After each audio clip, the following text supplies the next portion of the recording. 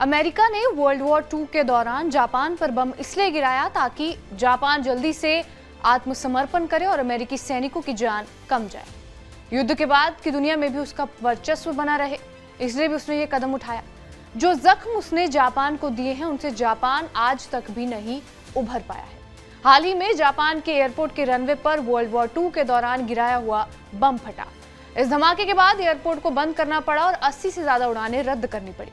जापानी टूरिज्म मंत्रालय के एक अधिकारी के अनुसार मियाजाकी हवाई अड्डे ने अपने रनवे को बंद कर दिया क्योंकि विस्फोट के कारण रनवे के बगल में टैक्सीवे के बीच 7 मीटर यानी कि तकरीबन 23 फीट चौड़ा और 1 मीटर यानी कि 3.2 फीट गहरा गड्ढा हो गया था। अधिकारियों ने यह बताया कि Japan ground self defence force की एक बम निरोधक टीम को बाद में यह पता चला कि विस्फोट का कारण एक अमेरिकी बम था जिसे जमीन की सतह के नीचे दबाया गया था।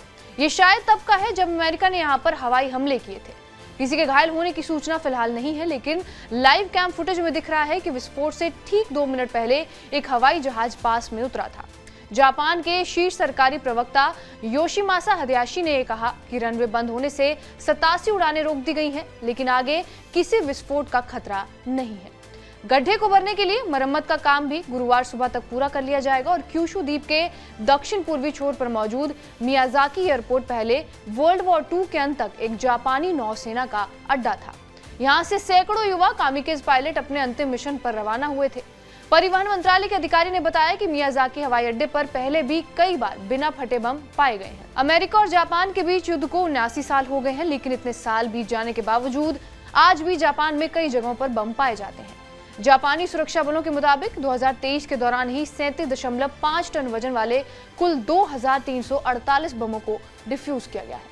CNN में एक रिपोर्ट के मुताबिक, जैसे कि हमने बताया, कि नौसेना उड़ान प्रशिक्षण क्षेत्र के रूप में इसको बनाया गया था, जहां से कई पायलटों ने अमेरिकी फौज को निपटाने के लिए उड़ान भरी थी। यहाँ से कुछ पायलटों ने आत्मघाती हमले के लिए भी उड़ान भरी और इस पूरे इलाके में जहां एयरपोर्ट है वहां दूसरे विश्व युद्ध के दौरान अमेरिकी सेना द्वारा गिराए गए कई जिंदा बमों का पता चला है। अब पूरा जापानी इकोसिस्टम ऐसा इंतजाम करने में जुटा है कि ऐसा दोबारा ना हो। इस धमाके की गूंज भले ही एयरपोर्ट इलाके के आसपास सुनी गई हो, लेकिन इसकी आंच और धुआं खबरों के जरिए अमेरिका तक पहुंची है और ये 80 साल पुराना बम था। दूसरे विश्व युद्ध के दौरान गिराए गए बम दुनिया के कई देशों में अभी भी दबे हुए हैं। भारत के पश्चिम बंगाल और असम में उस दौर के बम मिल चुके हैं। ये कोई नई बात नहीं है, लेकिन यहाँ के मामले में लोगों को हैरानी इस बात पर हो रही है कि जापानी साइंटिस्ट इस बम को पहले क्यों नहीं डिटेक्ट कर पाए। अगर उन्हें इस बम के बारे में पहले से पता चलता तो जापानी तकनीक से इसे सेफली डिफ्यूज क्यों नहीं किया गया। बहरहाल, आपका इस खबर पर क्या कुछ कहना है हमें कमेंट बॉक्स में जरूर बताएं। बाकी देश और दुनिया की तमाम बड़ी खबरों के लिए बने रहे हमारे साथ TV9 डिजिटल पर।